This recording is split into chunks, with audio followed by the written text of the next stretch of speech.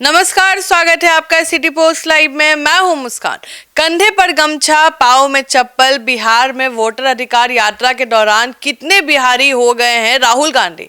इस पर बातचीत करने के लिए हमारे साथ मौजूद हैं chief editor Shrikant Pratyush. Rahul Gandhi sir Bihari बन के लग रहा है यहाँ से जाएंगे। देखिए, राहुल गांधी अपने 10 दिन, 11 दिन, 12 दिन, आज 13, आज 14वां दिन है, आज यात्रा स्थगित है।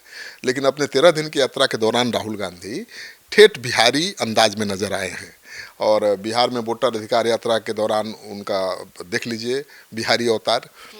कंधे पर गमछा है, पैरों में हवाई चप्पल है, सड़कों पर आम बिहारी की तरह पैदल चल रहे हैं, लोगों से मिल रहे हैं। कोई रोकने वाला नहीं, कोई टोकने वाला नहीं। जहाँ मन करता है लोगों से हाथ मिलाने लगते हैं, जहाँ मन करता है बच्चों को भी टॉफी बांटने लगते हैं। राहुल गांधी का बिहारी अवतार इतना चर्चा में क्यों है? चर्चा में होगा ना, जब इतना बड़ा कद का नेता अगर आम आदमी के बीच इस तरह से घुलने मिलने की कोशिश करेगा, आम लोगों से हाथ मिलाएगा, भीड़ में से किसी अपने समर्थक को देखकर पास बुलाएगा और बच्चों को बुलाकर टॉफी बांटेगा, तो चर्चा तो होगी। और बिहारी अवतार की चर्चा इसलिए है कि वो तो हमेशा टी शर्ट और पैंट पहनते हैं, बहुत स्मार्ट दिखते हैं। लेकिन बिहार में आकर उन्होंने अपना हुलिया बदल लिया है। अब हवाई चप्पल पहन के घूम रहे हैं, टी शर्ट तो अभी भी पहने हुए हैं, पैंट, लेकिन गमछा एक डाल लिया है, बिहारी गमछा, तो एकदम ठेठ बिहारी लग रहे हैं। तो उनका जो बिहारी अवतार है वो चर्चा तो होगा, क्योंकि पहली बार राहुल गांधी बिहारी अवतार में दिखाई दे रहे हैं। और पहली बार राहुल गांधी किसी राज्य में, देश के किसी राज्य में इतना समय कभी नहीं दिया। तो पहली बार किसी राज्य में वो 15 दिन की यात्रा कर रहे हैं, तो उनकी यात्रा में आपको भीड़ दिख ही रही है, क्रेज भी दिख रहा है। और मुझे लगता है कि अपने अलग अंदाज की वजह से राहुल गांधी खूब सुर्खियां भी बटोर रहे हैं। लोकसभा में विपक्ष के नेता राहुल गांधी की अधिकार यात्रा बिल्कुल बिहारी अंदाज में दिखाई दे रही है। सासाराम से हुई थी ये यात्रा शुरू 16 अगस्त को, और पहुंच गई है अब आरा, मतलब कल आरा में है। और आरा के बाद गांधी मैदान में पहुंच जाएंगे कल 31 तारीख को। गांधी मैदान में ही पूरी रात गुजारेंगे, अपने समर्थकों के बीच रहेंगे, अपने पार्टी संगठन की नब्ज टटोलेंगे, और इसी के साथ उनकी यात्रा संपूर्ण। सर, कहीं ये जो बिहारी उनका रूप है, ये तेजस्वी यादव का दिया हुआ आइडिया तो नहीं? क्योंकि वो तो वैसे ही तेजस्वी यादव वाला लुक थोड़ा लग रहा है। वही आइडिया दिए हैं क्या इसे गमछा लेके रखिए तो थोड़ा सा बिहारी लोग का मन भी टटोलेगा? पता नहीं, तेजस्वी यादव तो यात्रा के दौरान, उनको भाषण के दौरान भी सलाह देते दिखे हैं, लेकिन राहुल गांधी वही बोलते हैं जो उनको बोलना है। सुन तो लेते हैं सलाह तेजस्वी, फिर उसमें से कट मार देते हैं। तेजस्वी यादव उनको पीएम बनाने की घोषणा करते हैं, वो चाहते हैं कि उनके लिए भी ऐसा ही कुछ ऐलान करें, लेकिन वो कन्नी काट जाते हैं। पत्रकार सवाल पूछते हैं कि तेजस्वी यादव को कब सीएम घोषित करिएगा, वो जवाब में कुछ और बोलने लगते हैं। तो एकदम बहुत समझ के साथ, बहुत समझदारी के साथ वो काम कर रहे हैं। और इस यात्रा से वाकई कांग्रेस में नई जान आई है, कार्यकर्ताओं का जोश बढ़ गया है। आप देखिए, जो मिथिलांचल इलाका है जहाँ पर महागठबंधन बहुत कमज़ोर है, जहाँ पर एक ज़माने में कांग्रेस की तूती बोलती थी, उस इलाके में प्रियंका गांधी के साथ गए तो अजब माहौल दिखा, गजब माहौल दिखा। लगा कि पुराने कांग्रेसियों ने फिर से अब कांग्रेस का झंडा उठा लिया है, नौजवानों के हाथ में कांग्रेस का झंडा दिखा। तो ये तो संकेत मिल रहा है कि अगर कांग्रेस ने मेहनत किया चुनाव में, तो उसकी खोई हुई ताकत फिर वापस आ सकती है। लेकिन खोई हुई ताकत ज़्यादा वापस आ गई तो चुनौती बन जाएंगे तेजस्वी यादव के लिए, क्योंकि 1990 से कांग्रेस के पतन के साथ आरजेडी की शुरुआत होती है। आरजेडी का ही, कांग्रेस का ही वोट बैंक आज आरजेडी के साथ खड़ा है। जो भी है, मुस्लिम, यादव, दलित, तो सब किसके वोटर थे? कांग्रेस के थे। वही आज आरजेडी की ताकत बने हुए हैं। और राहुल गांधी जिस तरह से घूम रहे हैं, यात्रा कर रहे हैं, कांग्रेस को मजबूत करने की कोशिश कर रहे हैं, तो चुनौती तो आगे चलकर वो आरजेडी के लिए ही बनने वाले हैं। और इसलिए तेजस्वी यादव जो अपनी यात्रा पूरी नहीं करते, उनकी यात्रा में लगातार बने हुए हैं। देख लीजिए, एक दिन भी नहीं छोड़ा, मिस नहीं किया, क्योंकि वो नहीं चाहते हैं कि ये कांग्रेस की यात्रा रहे, ये महागठबंधन की यात्रा बनी रहे। तेजस्वी इसी वजह से लगातार घूम रहे हैं।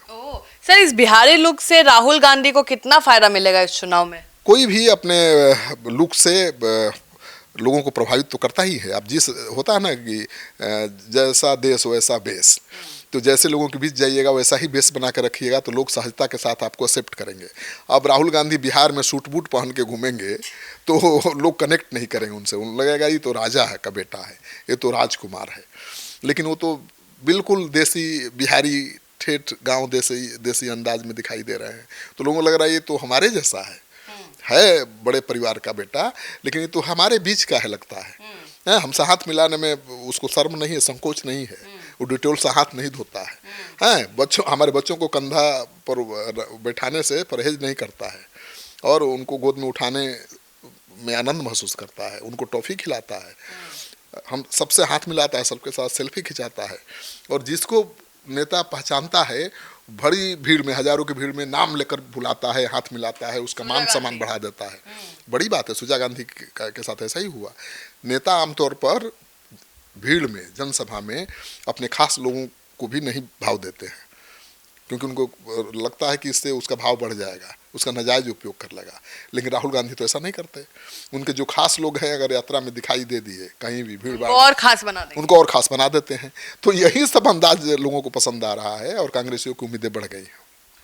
सर, बिहारी लुक जो हम लोग बात कर रहे थे, ये तो हमें पता चल गया कि बिहार के लोग अब उनको एक्सेप्ट करने लगे हैं और मानने भी लगे हैं। लेकिन सर, अब सवाल ये है कि राजनीतिक पंडितों का इस यात्रा के बारे में क्या कहना है? देखिए, राजनीतिक पंडित ये मान रहे हैं कि बिहार विधानसभा चुनाव के